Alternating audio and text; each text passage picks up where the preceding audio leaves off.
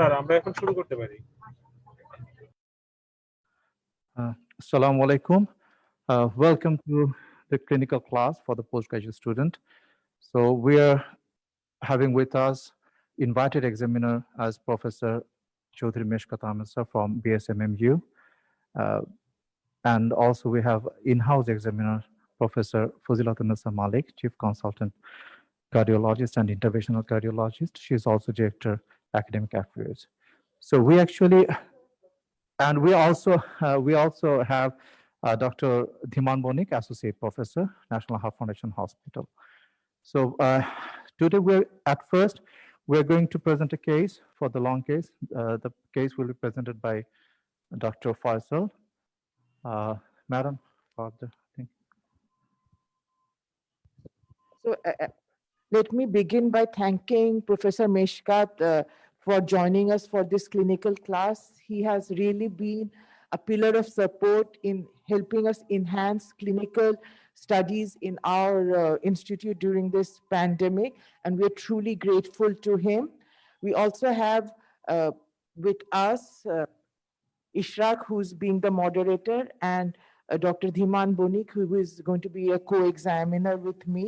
So basically, we would like to learn from Professor Meshkat.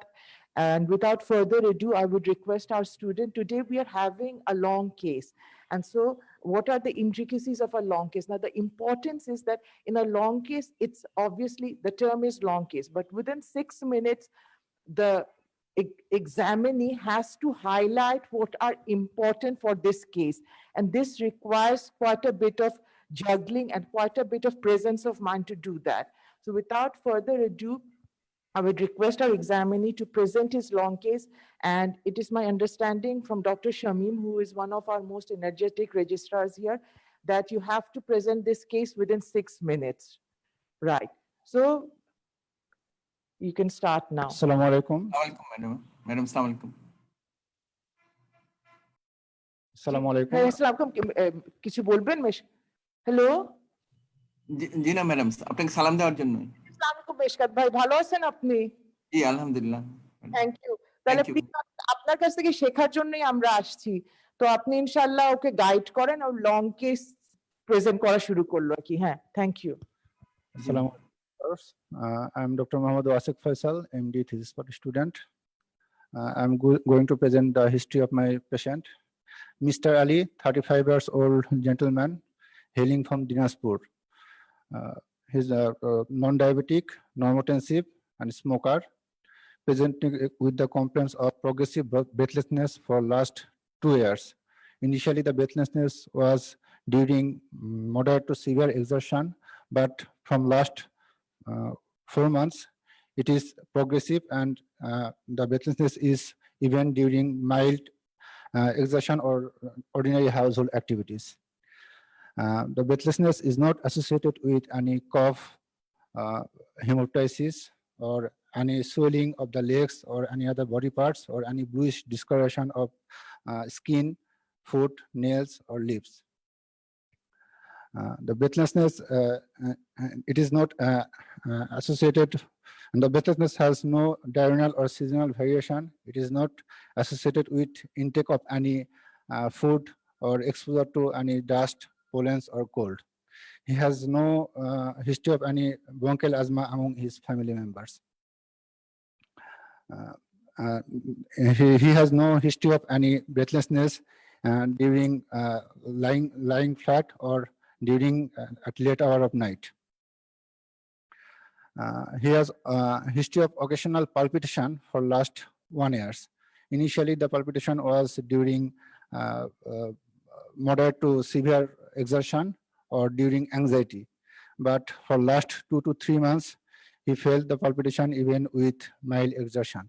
And the palpitation is usually associated with some sort of chest pain, left-sided chest pain, but this pain has no radiation, or it is not associated with any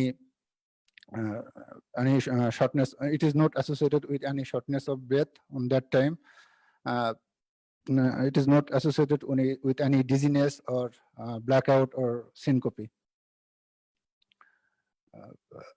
During these episodes of palpitation usually last for a few minutes, and it is relieved by taking rest. And during this palpitation, he felt that his heartbeat was regular and he didn't feel any misbeat during that time. He has occasional history of low-grade intermittent fever for last 1 year, with the highest recorded temperature of about, he noticed 101 degree Fahrenheit. This fever is not associated with any chills, rigors, or sweating. This fever is not also associated with any cough or sputum or hemoptysis. He has no history of any weight loss, or his appetite is good.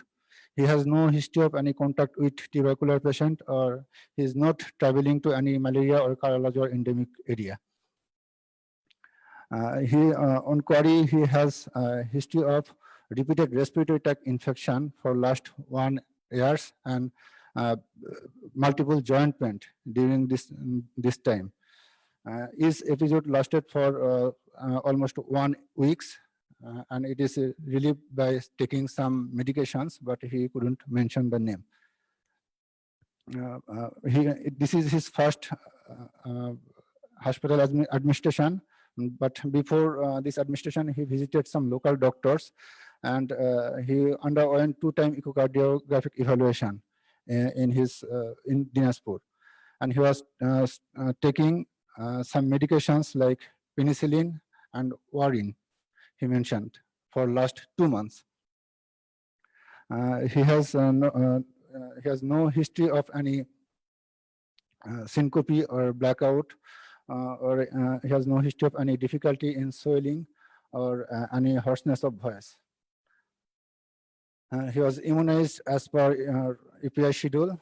He was from a middle class family and lives in a Paka house with good sanitation and water supply. He has 1 child, 1 son and 1 daughter. All his children and his wife is in good health, and there is no such illness among them. So this is my history of my patient. Laksir.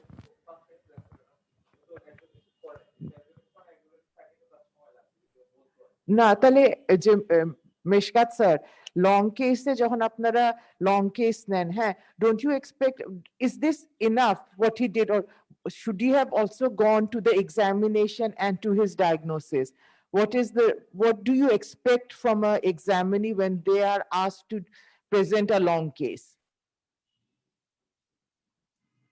Madam, when they present the long case,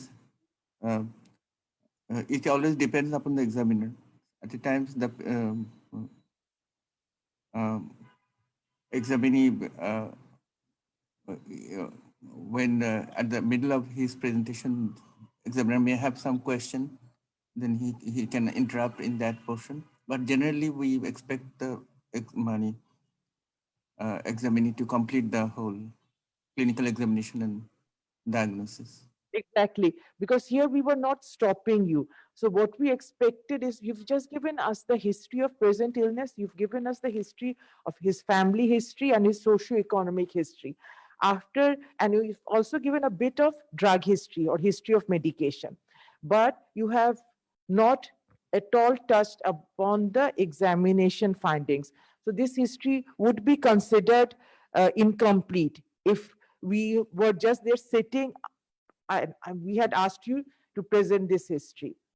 Another thing that I would just like to highlight, because this is a learning experience. So rather than just, giving you, another thing is I think the posture is very important for an examinee. Today you looked very hesitant and you looked like you were frightened. Huh? So you were bending a bit. Now for examination purposes, you should not be like this. You were like this, like you were embarrassed or you were frightened. So you have to be upright. The posture has to be straight. And you have to appear confident, but you cannot afford to look arrogant. So there's a fine balance between looking fearful, looking arrogant, or looking confident. What we expect from an examinee is that they should look confident. So in your case, I would say you were a bit on the, you were not that confident like you usually were. Maybe it was, you were a bit intimidated by Professor Meshkant and all of us, but you were a bit, another thing, we cannot afford to mix Bangla and English words. Like he said, hashpatal. You can't do that. It's a long case and the medium is English. So you would have to say hospital. And you said administration twice. It was, he had hospital admissions, not administrations. So we have to be very focused on what we say, and our words should be absolutely clear. So that's my bit on his presentation. Dhiman, you have any comments? In another point, in addition to the madam comments, you have mentioned injection penicillin and injection warfarin. No Warfarin injection, no, is, sir. injection warfarin is not available in the market. I think so. So you must clearly take history from the patient, whether it is warfarin or other. Or like a slip of tongue. He was so, Warfarin, sir, he was tablet so, in the moment that he mispronounced the words. So, Professor Meshkat, any final comments on this? Then we can ask him to tell us his examination findings. No, madam, no comment. Probably I'll be able to ask him question as regard his presentation, history taking at the later part of. No, after why don't you do it right now? Why don't you do it right now? Then we can go Okay. to the examination findings. Yes. Okay. You have given the history of shortness of breath. You have also given the history of palpitation. In both cases, dizziness and loss of transient loss of consciousness could have been important. You could mention, after mentioning both the symptom, of course, while you were describing about the episode of palpitation, you mentioned about the absence of dizziness during that period, but you have not really mentioned about whether during shortness of breath or any time during his ailment he ever had the history of syncope. But that is not that important. The most important part when you are taking a history of shortness of breath is negative history of whether the patient have had a nocturnal dyspnea or the patient had a paroxysmal dyspnea, because there are only very few causes for nocturnal and paroxysmal dyspnea. But if you take exertional dyspnea as a whole, there is whole lot of causes for exertional dyspnea. So during your history, you should be able to pinpoint actually what we are thinking about the diagnosis. It is very important that you mention about the nocturnal dyspnea and the paroxysmal nocturnal dyspnea. Orthopnea. Didn't mention the name nocturnal dyspnea or orthopnea. I told that he has no history of shortness of breath during lying posture or during at late hour of night. Actually, he said he has no diurnal variation. And once he mentioned about lying down, you did do that. But you see, this is the point. You have to make yourself heard to the examiner. So this was, your whole presentation was coming out as hesitant and not sure of yourself. So you should have been very firm, because as Professor Meshkat has rightly pointed out, patient becoming breathless on lying down or suddenly waking up from his sleep because he was feeling so breathless, this has very important correlations. So you have to mention firmly and clearly that there is no history of him getting breathless while he is lying down in his bed, or he does not also wake up during sleep with a sensation of breathlessness. So this should have been cleared. As regard your history on joint involvement, generally we try to find out what is the nature of the joint involvement which could relate to the cardiac disease. Since your patient is a male, we also have in our back in our mind is a possibility of seronegative arthritis. So the nature of joint involvement could be important part of your history. You have mentioned about the short duration of this involvement, which again goes against recurrence of rheumatic arthritis. Arthritis due to rheumatic fever or arthralgia due to rheumatic fever. Because generally, when they have the recurrence of rheumatic fever and it manifests as arthralgia or arthritis, it has got a prolonged period of duration. But in case of some seronegative arthritis, you will have shorter duration. So for this particularly this patient, you should be able to connect all these things together. And as Madam rightly has said, you never had looked confident on. অবশ্য madam আমি আপনার কারণে আমি নিজেও একটু nervous আজকে কথা বলতে। we expect examiner কিছুটা নার্ভাস থাকবে। It's all right. তবে you should look confident, at least when you speak out, এটা clear হওয়া উচিত that you are confident, that you were not. তাহলে এই যে প্রফেসর মেশকাত আপনি এখন কি you would ask him to give his presentation on his findings now? Can we go to that now? Madam, actually, he didn't. do it. Madam, they have got a different student who examined the patient and he. Okay. Right. Okay, great. Thank you, sir.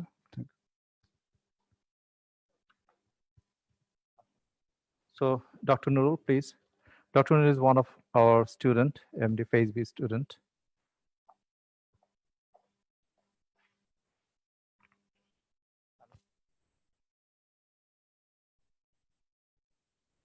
Assalamu alaikum. I'm Dr. Nurul Islam, MD final part student, examined in July 2021. He hasn't done the physical exam. So he's going to do it as a short case now. Short case, Right. So Professor Meshkat, what would you ask him to examine? Probably he has already examined the patient. তাই না? He hasn't, sir. He has not. He can examine the cardiovascular system as a whole. As a short case. Yeah.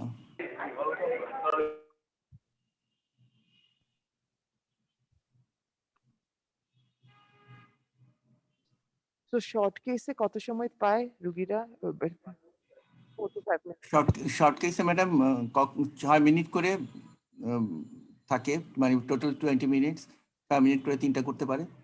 কিন্তু এটা again depends, হয়তো একটা কেসের মধ্যে 2টা short case হয়ে যেতে পারে। আমি তো পেশেন্টের ডায়াগনোসিস সম্পর্কে জানি না, তো মানে ও তো কন্টিনিউ করতেছে লং কেসের এক্সামিনেশন হিসেবে, সেই জন্য। But the thing is, the more short case that you can see, the more chances are that you will pass. So Ji, ma'am.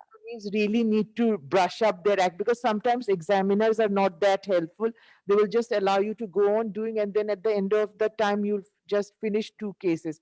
So here also the registrar has to play a very vital role, just say that, sir, time is, then they can at least move on, or just ask to examine the precordium or something like that, or auscultate.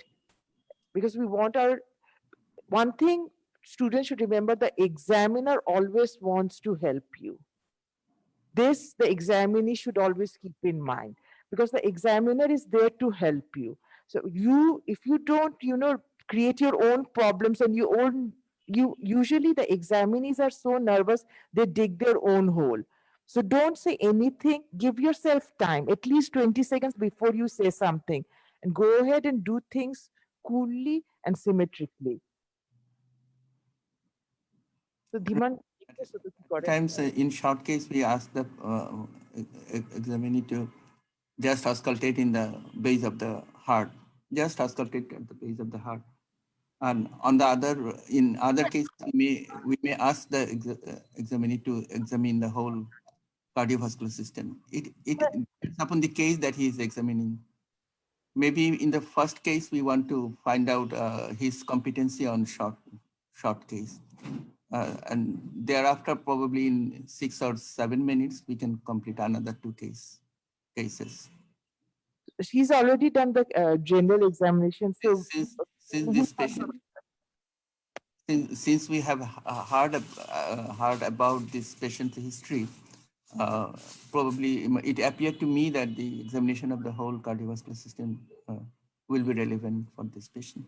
absolutely. So that's what he is doing. Let us see what he comes up with. Thank you.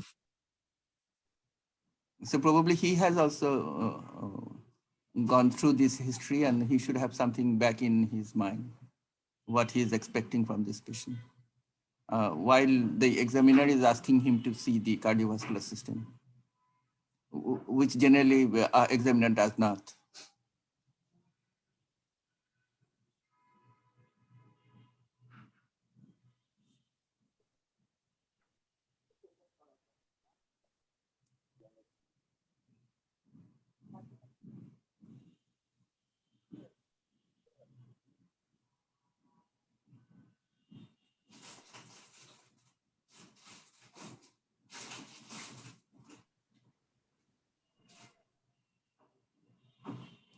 When do you start having your MD examinations, Professor Meshkat, the viva and the orals and everything? At Ekhano Bombay? date has not yet been fixed. Not date for viva or clinical examination. At least I have not received any information.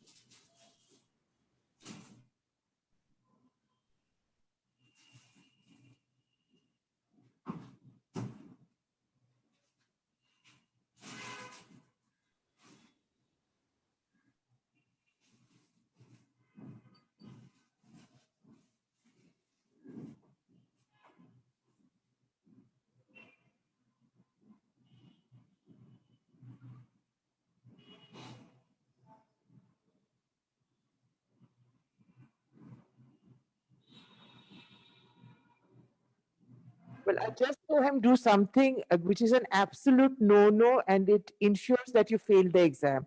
He auscultated the base of the lungs without removing the gown or uplifting the gown and listening. So he listened over the dress. You can never, ever do that. Never, ever. Because the scratching of the cloth can also give you a false added sound. You can't do that.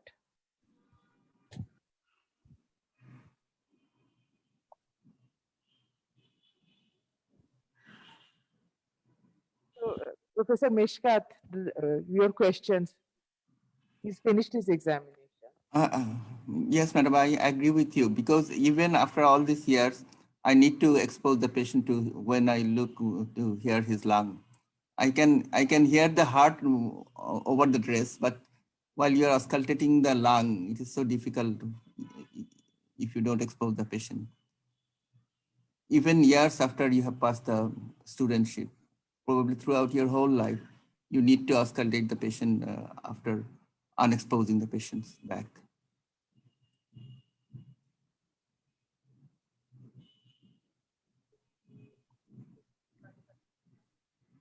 So I would like to examine the relevant like JBP, pulse, and blood pressure of this patient to complete. Smart, because I have not asked you to see the relevant. Probably my instruction was a little wrong. And at this point, I'm little impressed with you because I should have mentioned that you have heard the history from your colleague student, and then now you can examine the cardiovascular system in the context of what you feel relevant. ঠিক আছে, বলো তাহলে। Precordial examination of my patients reveals apex located left fifth intercostal space just lateral to the midclavicular line, and which is forceful and well sustained.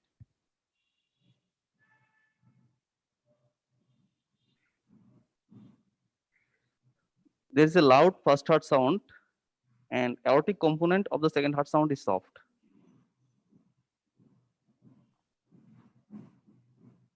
There is a low pitch localized rough rumbling mid-diastolic murmur located in the apex,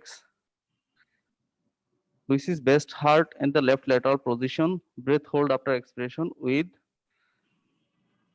the bell of the stethoscope in left lateral position after breath hold with after expiration. And grade of the murmur is 3/6, 3/4. and there was no presystolic accentuation. And there's also an ejection systolic murmur in the right second intercostal space, which is harsh, and grade of the murmur is 3/6, and that radiate to the both carotids. Lung bases are clear, no other added sound found.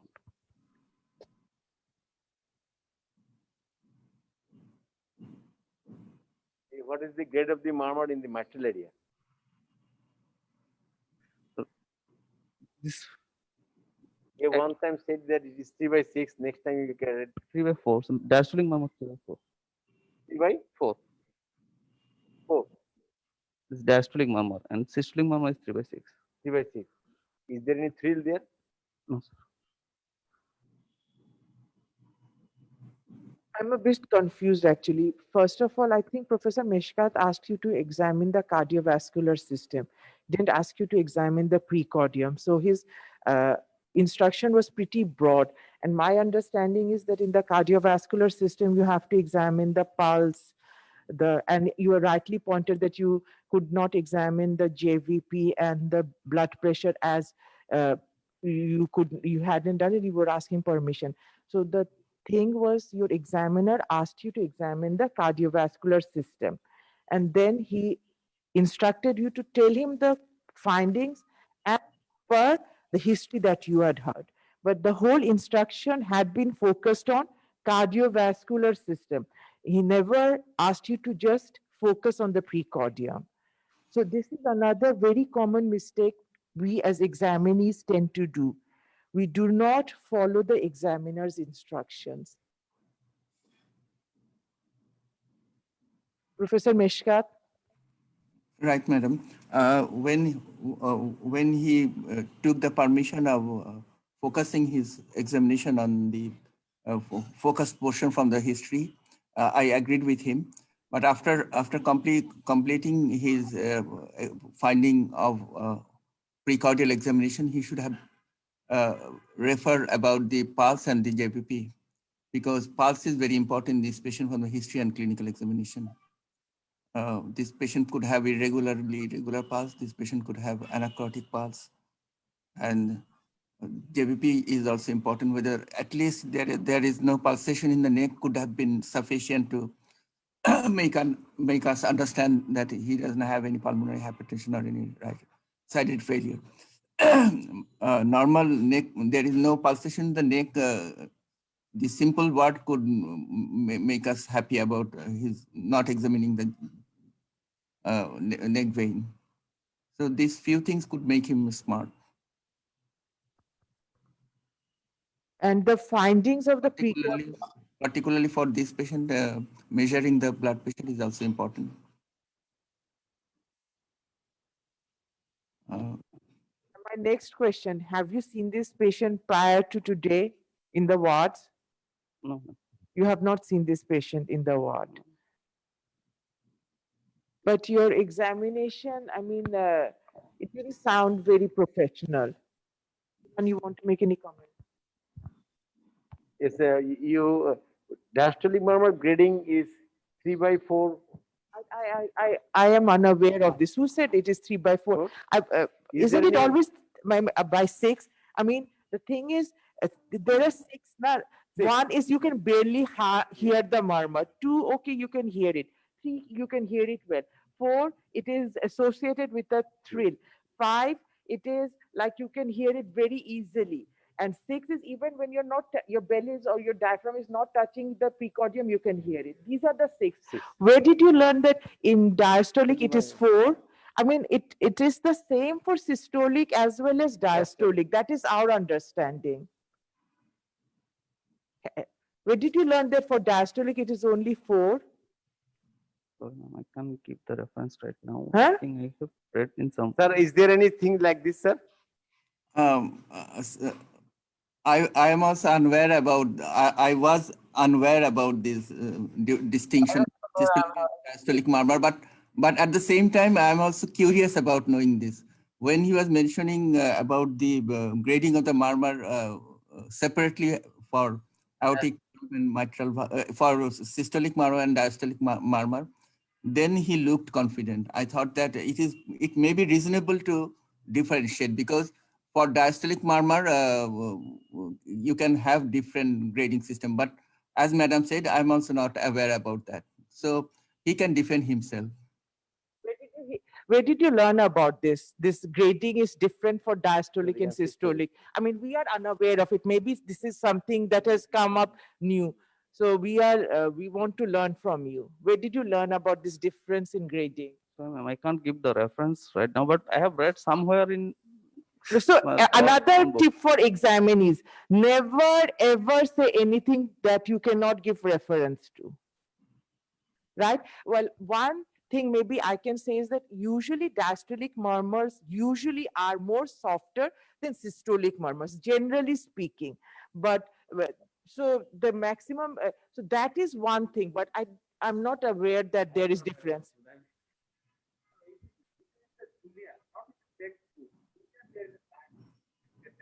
Madam, it looks reasonable to separate these two entities.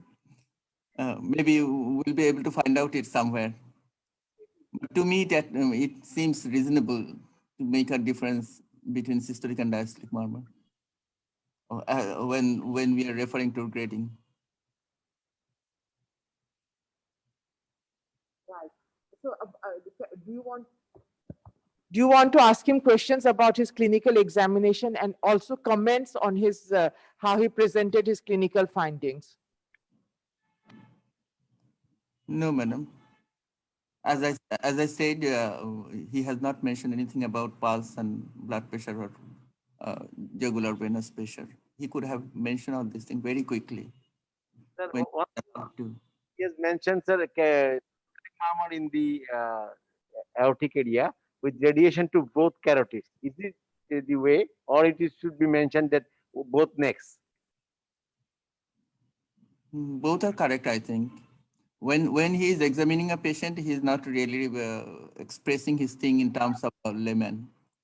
So he can specify this as carotid or as neck.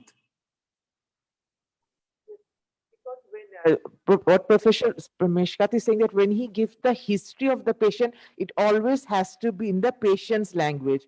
Patient gets breathless, patient feels short of breath, etc. You cannot use terms like orthopnea, dyspnea, etc. But here he's presenting his findings and he's talking as a physician.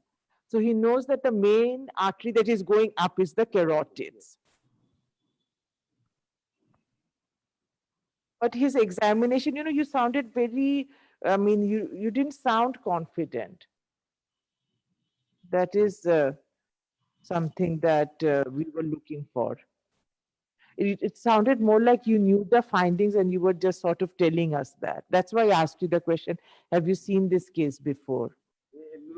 One thing I was saying that after seeing the patient, there is two maneuvers. Yes. One is in the pulmonary area, that is taking the breath Breath and hold after inspiration. inspiration. That is for the pulmonary area. And in the aortic area, breath holding expiration. Did you did two things Yes. separately? Yes. You must do two things separately.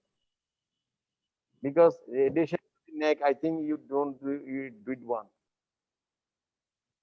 So what is your finding? What is your clinical diagnosis? My clinical diagnosis is aortic stenosis with mitral stenosis.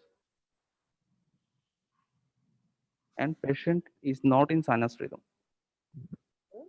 Patient is not in sinus rhythm. Maybe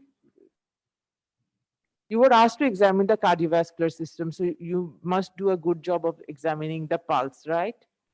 yes, ma'am. So, what is your comment on the pulse? Sorry, ma'am. I did not systemically examine the pulse. Just I put my finger on the carotids that gave me impression that patient is not in sinus rhythm.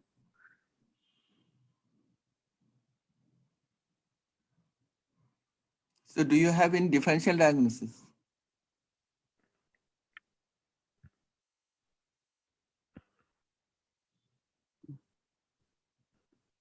when the examiner asks you about the diagnosis, you can express in two ways.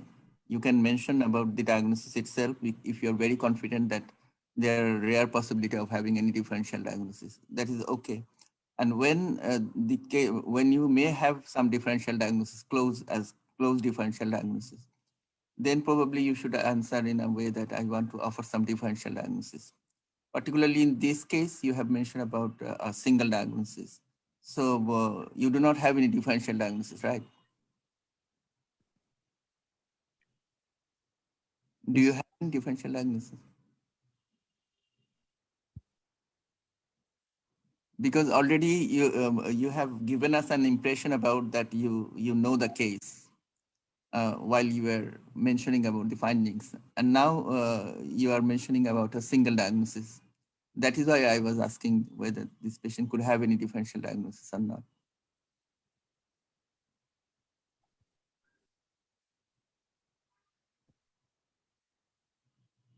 Clinical examination and short case, you always have to have some differential diagnosis, right?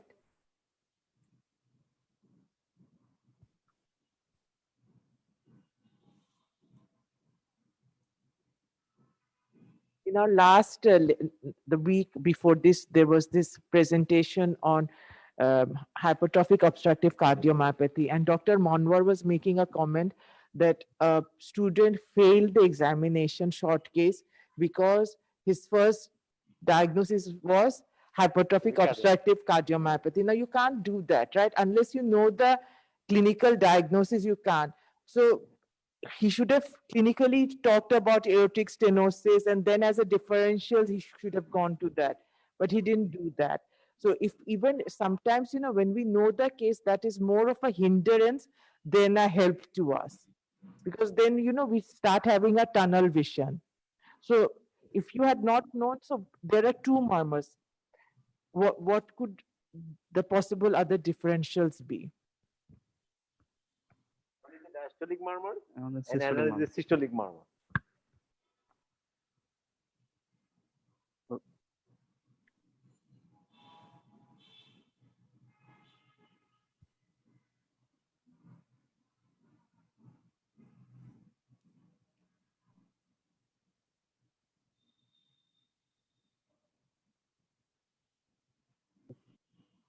DD for each murmur or DD for as a As whole? a whole, As a whole, for As a this whole, patient. for It this is always for this patient. Okay. We always are talking about this patient. HCM can be and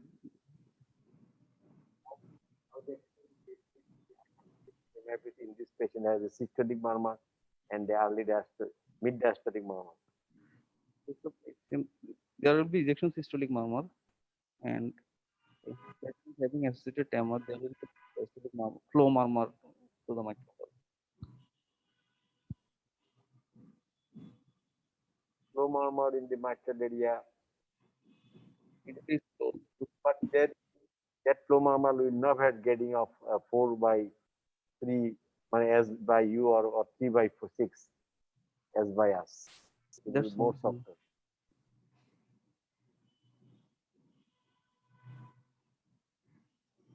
Or it can be a case of ASD also. Pulmonary flow murmur, I am confusing with the aortic stenosis. Could it be PDA if you're hearing two murmurs together? Continuous murmur. Could that be a difference? The two different murmur is the two different place actually. So exactly. Now you have started to think. So if the examiner leads you to a pit, don't go into it, right? So the answer would be yes. I mean, there's a systolic and a diastolic component, but this is not continuous. It's rather separate, and I'm hearing them in two distinct areas. Therefore, the diagnosis of PDA is unlikely. So you give the differentials, but you say that because of this diagnosis is unlikely. So you yourself said that the possibility of a continuous murmur could have been a possible PDA, but however, as I heard the diastolic very distinctly in the apex, I heard the opening snap, I heard the first heart sound loud, and my systolic murmur is in the aortic area with a radiation to the neck, I think these are two separate entities. And I therefore believe that it is, and the diagnosis of PDA is unlikely. The diagnosis, there is a possibility that this could be an ASD with, but the systolic component is harsh. I've already said that. The systolic component is harsh. It is radiating towards the neck. With an ASD, it would not usually radiate to the neck. That would be very unlikely. And there is no splitting of the No second splitting. heart sound. Rather, I found that the second heart sound was soft. Single I've sound. already mentioned that. Therefore, the diagnosis of ASD with a flow murmur is also unlikely. So that is how you tell your differentials, and you also counteract and say that that's why I feel that this is unlikely. So my likely clinical diagnosis is what you said. Okay. So that's how you answer. Another thing, sir, I want to mention you can't say the patient is not in sinus rhythm, because this you can't say. I think so. In our studentship, we have heard this. This is a, you can see, as because there is a chance of you to tell that patient is not in sinus rhythm by clinical way. When you mention that first heart sound is loud, then you should mention that it is variable. Then we will understand that the patient is not in sinus rhythm. Or when you mention that second heart sound is soft, then you also mention it is also variable. Then we learn, because variable second first heart sound in this patient, what is the differential? Atrial fibrillation. Then speak loud. Atrial fibrillation. Atrial fibrillation. Next, Ball, other thing, ball valve thrombus. ball valve thrombus. Ball valve thrombus is a anatomical diagnosis for the patient with a variable first heart sound in this patient. See, please don't mention uncommon things. You see, now he's trying to dig a hole for himself, from which he will have very difficulty in getting out.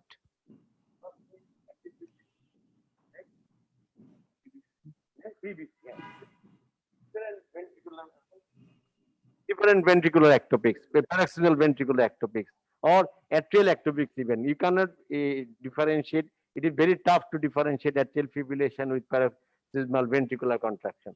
So these two important differentials are anything. No, I had to mention something about the differential diagnosis. Yes, sir, yes. For all practical purpose, when we get a systolic murmur on the second right intercostal space in an adult patient, then we really have very limited differential diagnosis with along with soft aortic component of the second heart sound. For all practical purpose, we do not have any much differential diagnosis of that aortic stenosis. But for young people, you may have some differential diagnosis like pulmonary stenosis, supracrystal ventricular septal defect, coarctation of the aorta, and other things. So particularly if you are being practical and confident, then you could say that it is difficult for me in an adult patient to make any differential diagnosis of aortic stenosis, which is pragmatic. What I feel is pragmatic. So this could reflect your maturity. But but there can be some differential diagnosis, one or two differential diagnosis for the mid-diastolic murmur that is also present along with this systolic murmur. So be confident and be pragmatic at a time. Our examination system is not being designed in such a manner that we can judge much about your maturity and what you have done throughout your whole residency course as a practical clinical examiner. So I mean, our মনে হয় যে this is how you could show your maturity. কি বলেন madam? আসলে কিন্তু aortic stenosis খুব differential diagnosis বলা যায় না। Component of the second heart sound normal কিংবা একটু লাউড থাকে তাহলে হয়তো sclerosis of the aortic valve বলা যায়। কিন্তু এই পেশেন্টের জন্য since this patient also has got fever, probably the mid-diastolic murmur, probably, but again the intensity does not really give any support to that diagnosis. It could be CARICOM murmur since the patient is also giving the history of fever. But I don't think I should bring that into differential diagnosis. So এই কেসে তুমি যদি খুব strongly বলতে পারো যে আসলে it is difficult to make differential diagnosis for me, তাহলেও কিন্তু ভালো শোনাতো আমার মনে হয়। You could have look confident আমার মনে হয়। So shall we move on to the next case now? Yes, madam. I think, So maybe maybe bring him here. Professor Meshkat, shall we go for a next? G madam. Right, thank you. তো ওনাকে পাঠিয়ে দিলে হয়, তাই না? হ্যাঁ, thank you, ভাই। Thank you, sir. Sometimes it occurs in the mitral area or in the left parasternal area. The systolic murmur of the aortic stenosis is best heard in the left sternal ace. Then probably you can have differential diagnosis. But when a candidate mentioned about the second right, the murmur is of maximum intensity in the second right intercostal space, then we have really only very few differential diagnoses. তাই না madam? Absolutely. So এখন আমরা, we can move to our next case and we can ask one of the Sure. examinees to come. Dr. Asif will be examining this patient. So Professor Meshkat, what are your instructions for our examinee? And this is our second short case. Same patient. No, no, another patient. We've given another another patient now. Oh, you can examine the precordium, and if you feel anything relevant should be examined, you can also examine that portion.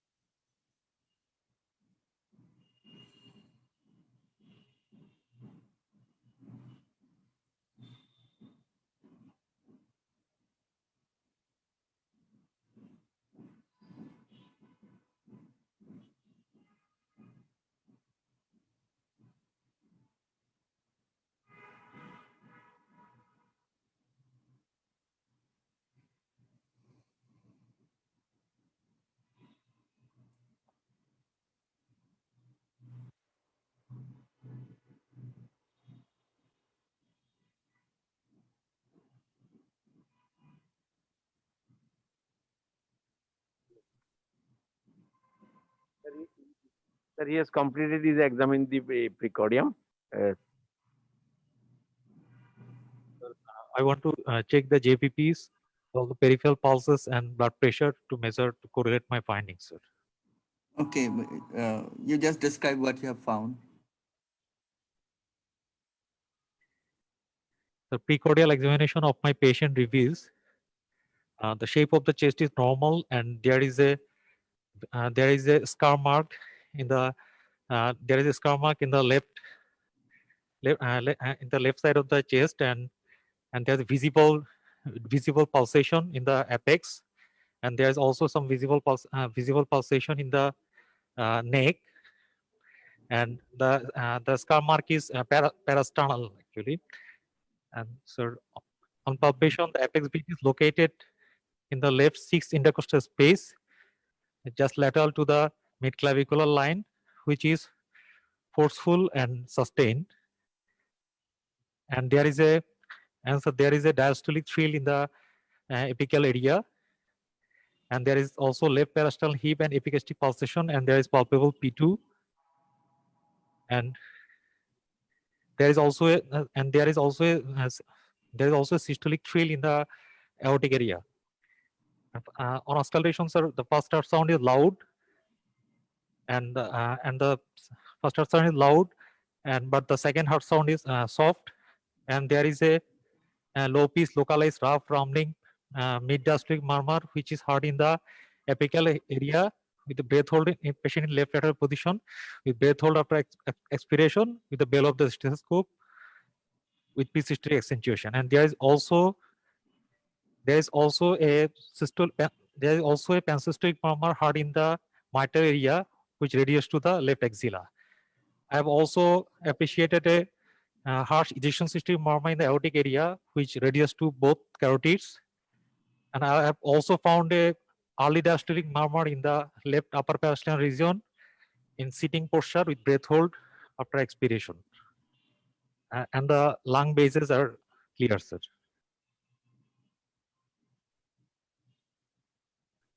So your diagnosis is? So from the above clinical finding, this is most likely to be a case of multiple valvular heart disease that resembles mitral stenosis with aortic stenosis, and there may be some mitral regurgitation along with aortic regurgitation also, sir. Okay, you have described the murmur very nicely, and almost all of your clinical finding that you have described nicely, but you are missing just one single thing, which bothers me a lot. You have mentioned about the second heart sound. There is aortic component of the second heart sound was soft, but you have not mentioned anything about the pulmonary component. You have mentioned about parasternal lift. Did you? Yes, sir. And you have also mentioned about some pulsation in the neck, but you have omitted about the pulmonary component of the second heart sound. So try to be very practical, very pragmatic. You could impress me a lot by making a diagnosis of both mitral stenosis and mitral regurgitation, aortic stenosis and aortic regurgitation. And since you have described the murmur very well, but you have missed one very important thing.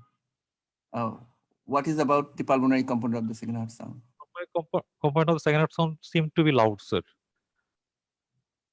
Why seems to be loud? Because there is a presence of pulmonary hypertension, sir. Why it should be seems to be loud? Either Loud, sir. In seems- examination, you can say sim.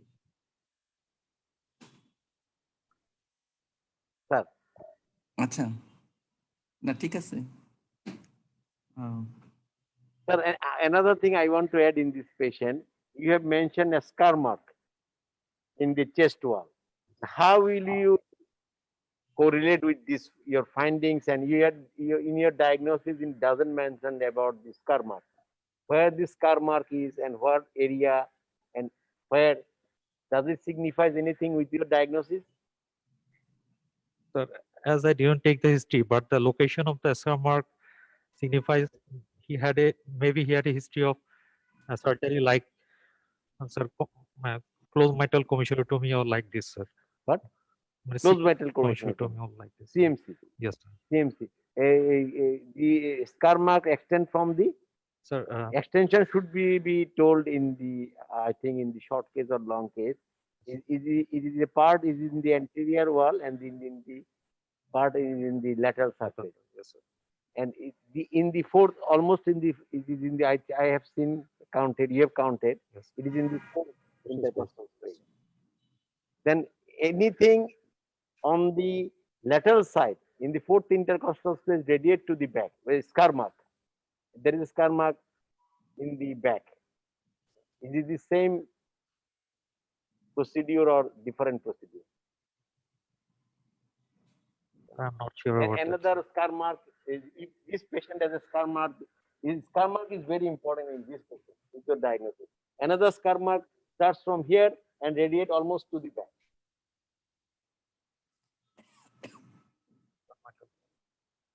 Not open. Open metal commissurotomy is always you have to open the heart. Press down, yes.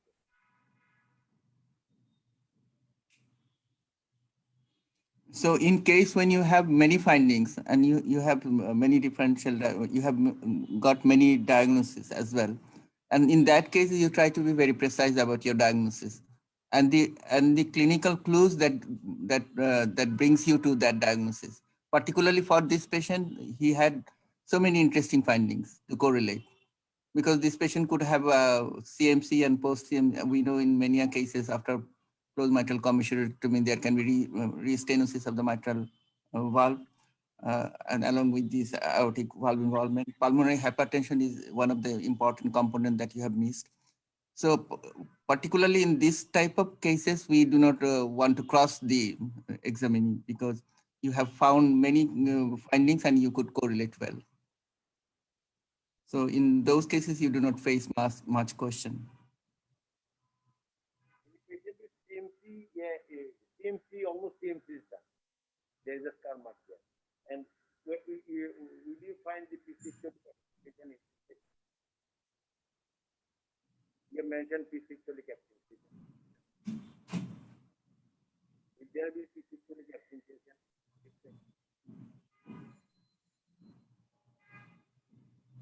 At a times when you have got a scar mark in the chest, probably which is due to some sort of surgery which was done earlier part of his life, then the examiner can ask you only to inspect the patient and can ask you to get some differential diagnosis. Be careful about also that, and be prepared about this question. What could be the condition which give rise to such incision in the lateral and the anterior part of the chest wall? Can you mention those things? If it is in the lateral part of the chest, it is PDA closer. It is PDA closer. And if it is in the part of the anterior wall of the chest, slightly to the lateral part, it is CMC most likely. And if it is in the lateral part extending to the back, then it is PDA closer.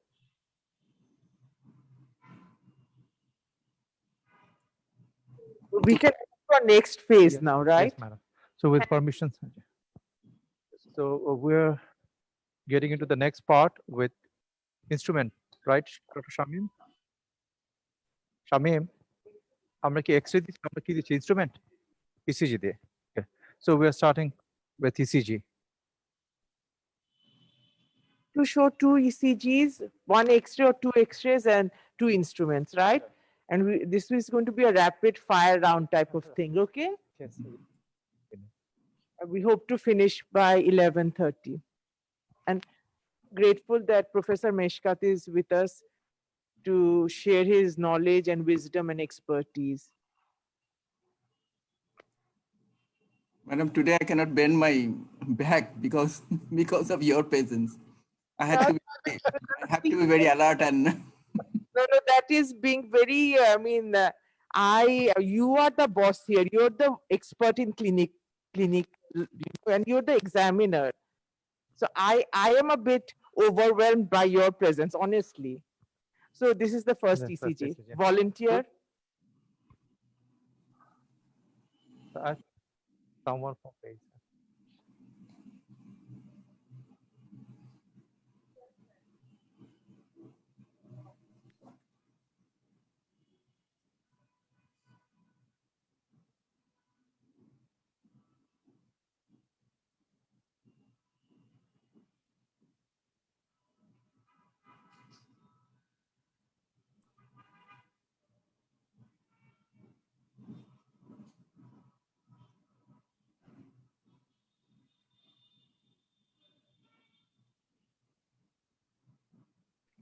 Assalamu alaikum.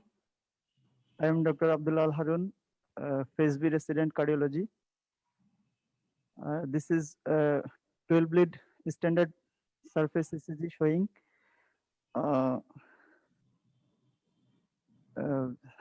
there is a ST elevation in lead V1 to V6, one AVL, and there is a QOAB in V1 to V6, one AVL. Patient is not in sinus rhythm, and there is peer interval is variable. PP interval is fixed and RR interval is fixed, and heart rate, ventricular rate is almost 40 beats per minute, and atrial rate is 100 beats per minute. So,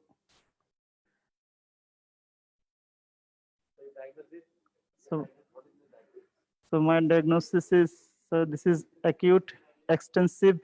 Dhiman, ek minute. Can you hold for a minute? Ek minute too. Yes, sir. Sir, you speak, sir. Yes, sir.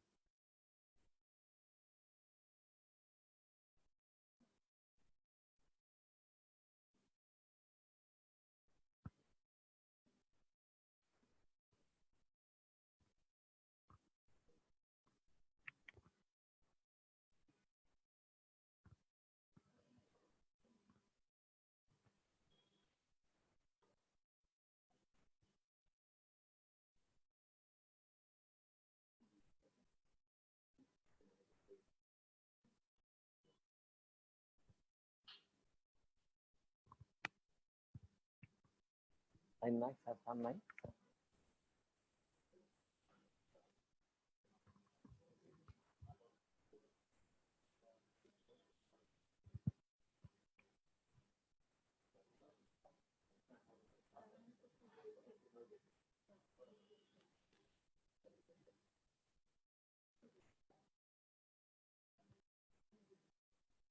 Sorry. Okay, sir. Okay, sir. You speak. Harun, you say your Some- diagnosis. So my diagnosis is acute extensive anterior MI with complete heart block. You have spoken ventricular rate, atrial rate, extensive anterior MI with complete heart block. PR is variable. Yes. Okay. Sir, anything, sir? What is about T inversion in lead 2, 3 and AVF? Inversion lead to 3 and yes. So this is reciprocal change. Reciprocal change is not the term. You should say, I think so, it is sir will tell. It is almost, you should say inferior ischemia. Yes, sir. You should say inferior ischemia. Associated ischemic থাকতে পারে, sir. Meshkar sir? Yes, maybe there is inferior ischemia. You should not mention about the reciprocal change, but what else could be? Because the T wave is much more deeper than usual. In the context of complete heart block, what else could be there as the cause for T inversion in lead 2, 3 and AVF?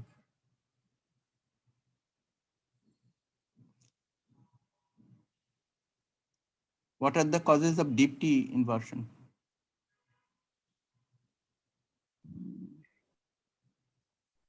I'm happy with the diagnosis that you have made, the extensive anterior myocardial infarction along with complete heart block that make you pass, no doubt. but we'll be happy. We would be more happy if you could mention about the cause for this T inversion in 2,3 AVF other than ischemia. Maybe, sir, electrolyte imbalance. Maybe, but one of the cause could be post-stroke Adams syndrome. In post-stroke Adams syndrome, you can have deep T inversion. There are few causes for deep T inversion, like so-called subendocardial infarction, cerebral T, and the cerebral T is due to post-stroke Adams syndrome and hypertrophic cardiomyopathy.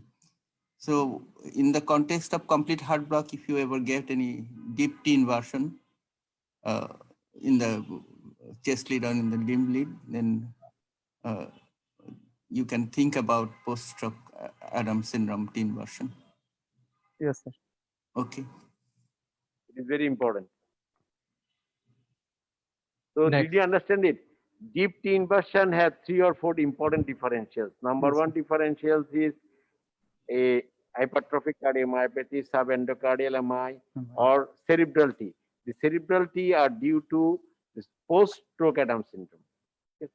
And in the presence of this case, there is a deep T inversion in case of 2,3 AVF. It is ischemia event, and the other differentials will be post-stroke Adams syndrome or cerebral T.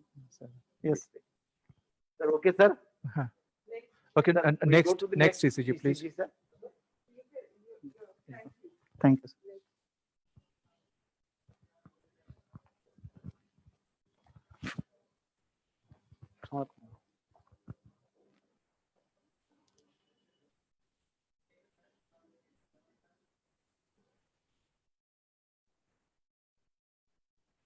Assalamu sir, I'm Dr. Kamal Hassan, FSB resident.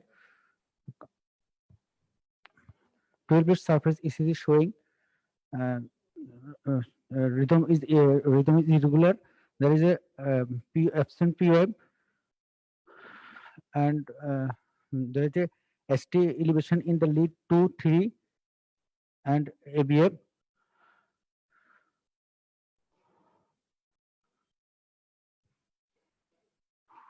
And also ST elevation in the anterior B1 to B5, B5. ST elevation, ST depression, sir. depression, yes, Depression. not elevation. Elevation, In B1 to B5, B5. yes. Next, So my ECG diagnosis, the case of acute ST elevated inferior MI with atrial fibrillation. atrial fibrillation. Anything you want to add? ST depression and T inversion in B1 to B6, ST depression in B1 to B5 With anti-ischemia. and ischemia.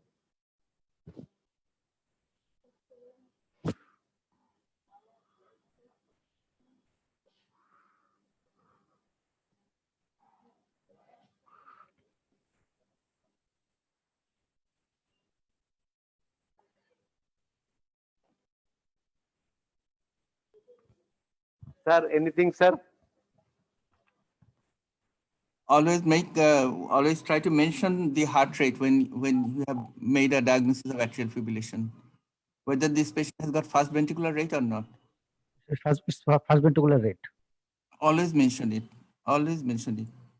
And have you looked at the nature of ST depression in lead 1 and lead B5? Is it which fits with ischemia or it fits with any other thing?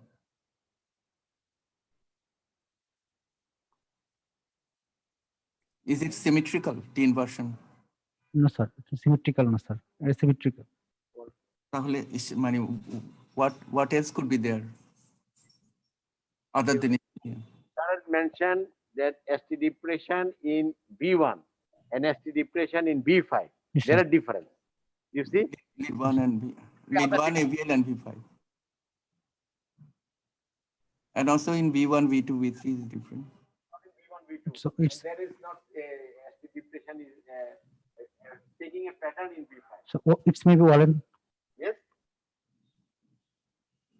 বলো জোরে বলো Wallenstein. Wallenstein, where Wallenstein? এটা Wallenstein No, Evalenson is not this. ST depression in V5, there is a pattern. You see, there are two arms of ST depression after T inversion. You see, the first arm is long and there is a T inversion, then goes the upper arm. What is this? I have given you the lead. V1 sir, it's my first.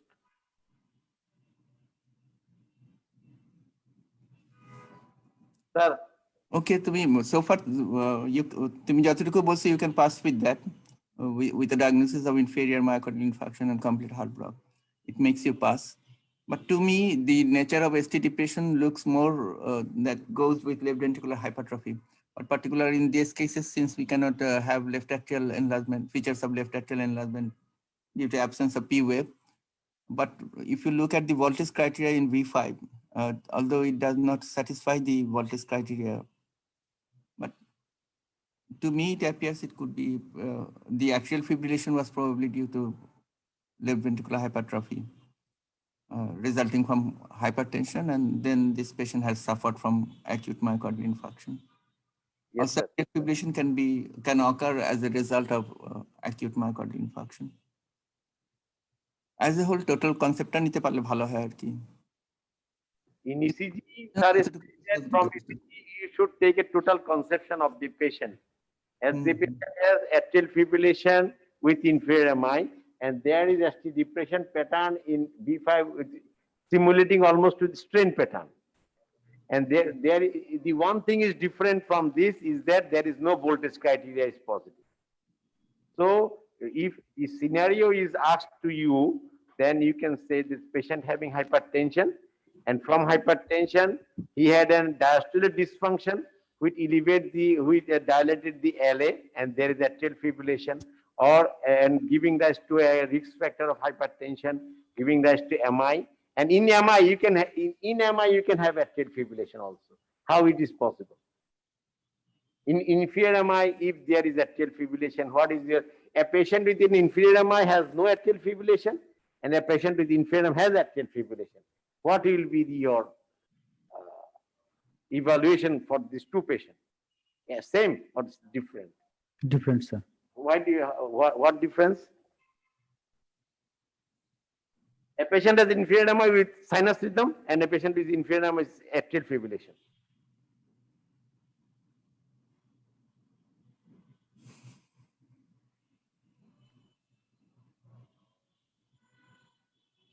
A patient with inferior MI with atrial fibrillation has extensive infarction involving the left atrium area, left atrium supply. So he has had an atrial fibrillation. Sir, okay, sir. Okay. Next. So next,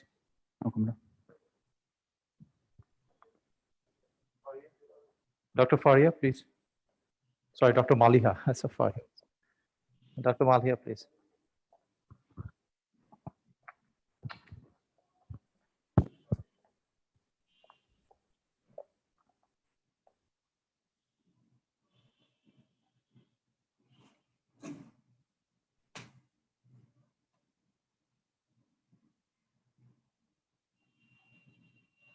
Assalamu alaikum, sir.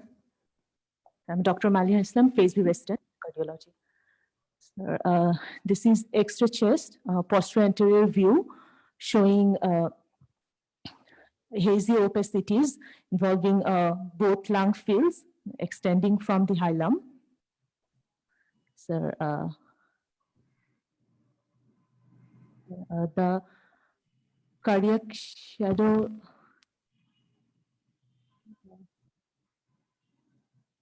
So the cardiac shadow is slightly enlarged in the transverse diameter.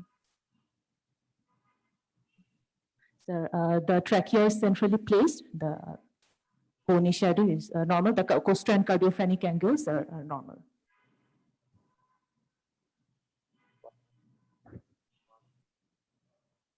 What about the heart border? Maliha, have you finished? Sir, This patient has got typical picture of a disease that everyone knows. No one will ask you about the diagnosis in this patient. but examiner will expect that you describe every part of it. The positive finding that is there in the X-ray should be mentioned by you. So there's a straightening of the left border, the heart, and Is it really straight, left border? আমার কাছে তো আঁকা বাঁকা লাগতেছে। Straight কি?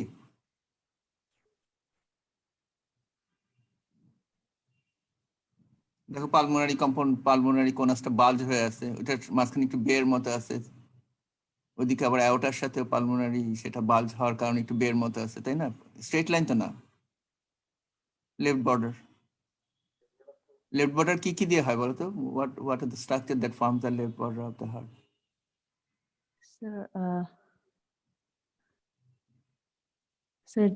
left atrium. So,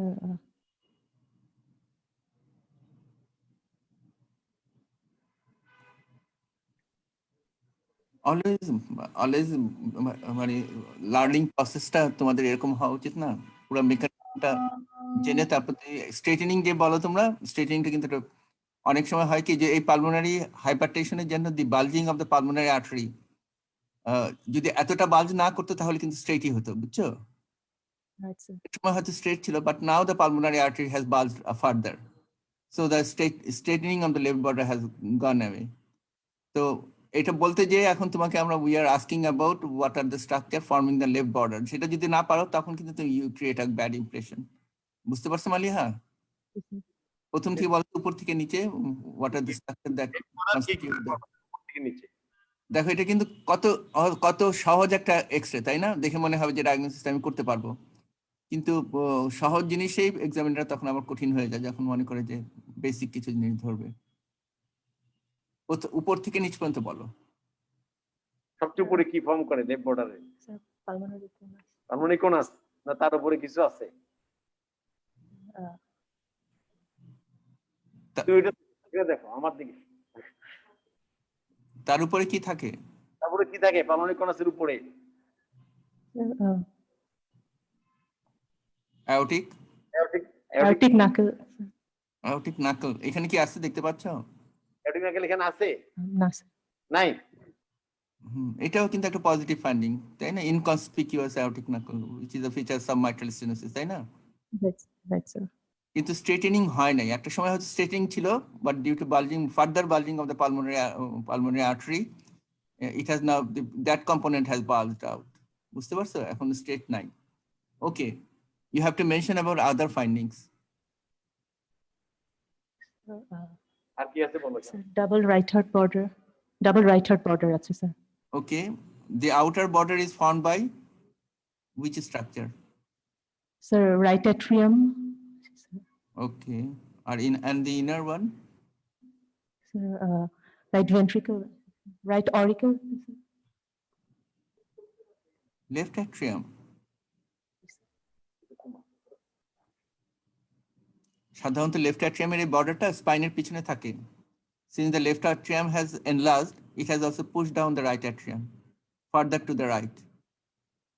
কিন্তু এটার জন্য বললো না যে outer border is formed by the left atrium. বুঝতে পারছো?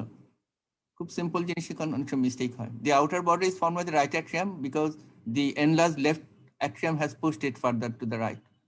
And since the left border lies behind the sternum, it is usually do not appreciated. বুঝতে পারছো কেন দুইটা ডাবল বর্ডার দেখা যাচ্ছে? আর কি, what are the other features of left atrial enlargement you can see? আর কি দেখা যাচ্ছে এখানে? আর কি কি দেখা লেফট atrial enlargement এর আর কোনো ফিচার দেখা যাচ্ছে?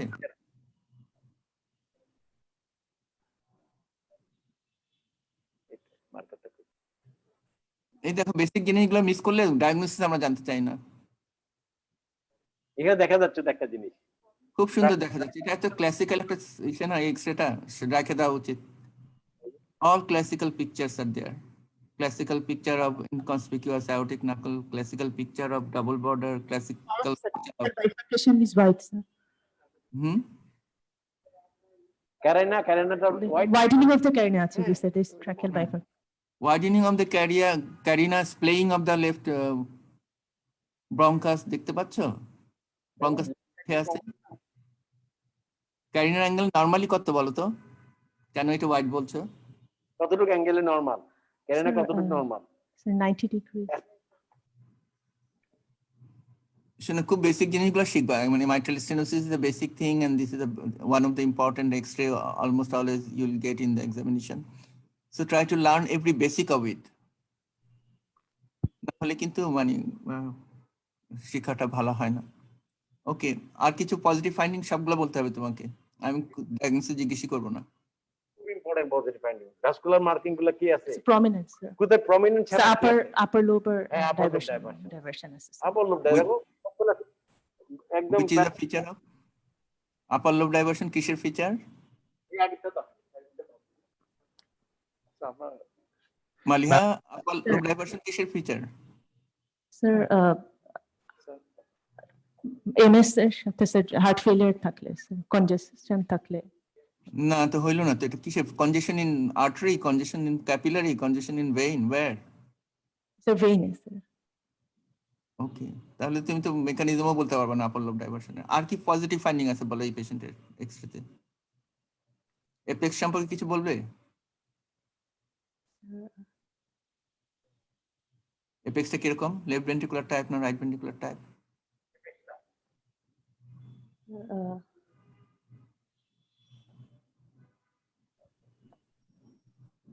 You are missing every basic, Maliha. একদম বেসিক ধরে ধরে শিখবা, তাহলে you will be confident. It is again a classical picture of right ventricular type of apex. ঠিক দেখো তুমি যদি বাম দিকে, if you consider just at the point of half of the left hemithorax, অর্ধেকে এখানে এসে যখন একটা acute angle তৈরি করে, it is a very classical picture of a right ventricular type of apex. বুঝতে পারছো? Almost half of the left hemithorax and there is an acute angle. অনেকগুলো finding ছিল, তুমি বলতে পারলে না। ওকে, Sir, as it is already 11:30, so madam, I think So first of all, I think this was a great learning experience for all of us. And we are so grateful to Professor Meshkat for being with us all this time and giving us input and teaching us all. Thank you. And we hope that you will always be with us and guide us and teach us. And with that, I would like to say thank you to all the students, and lots of us found the deficiencies that we really want to work on so that we pass the exams. It's like cricket. You just can't go and, have a six. You have to go on practicing, and only then when it is the match, you will be able to just, give a six effortlessly. So you all need a lot of practice. And with that, I would like to say thank you to everyone. And I would also like to say thank you to Incepta for supporting us in this endeavor. Thank you, Meshkat sir. And Dhiman, you want to say any concluding remarks? Madam, thank you all. I don't want to extend this. Madam, thank you. Meshkat sir, thank you. And Any concluding remarks? Professor Meshkat, any concluding remarks? And then we will come to a close. Madam, thank you for having me with you. And সত্যি সত্যি I was little nervous because of your presence. বললেন না তো, ইনশাআল্লাহ মেশকাত ভাই দেখা হবে, হ্যাঁ জি। Especially my English become difficult in front of you. Generally ইংলিশে ফ্লুয়েন্টলি বলতে পারি, কিন্তু আপনার সামনে এলোমেলো হয়ে যায়। এরকম বললেন না মেশকাত ভাই। আচ্ছা, ইনশাআল্লাহ I and মেশকাত ভাই go a long way NICBD তে, তাই না? অনেক আজকে থেকে 25-30 বছর আগে, হ্যাঁ? Yes, you had been my registrar at that time. I was the registrar, he was the student, নাকি? Yes, madam. জি, ইনশাআল্লাহ। ভালো থেকেন মেশকাত ভাই। Thank you, madam.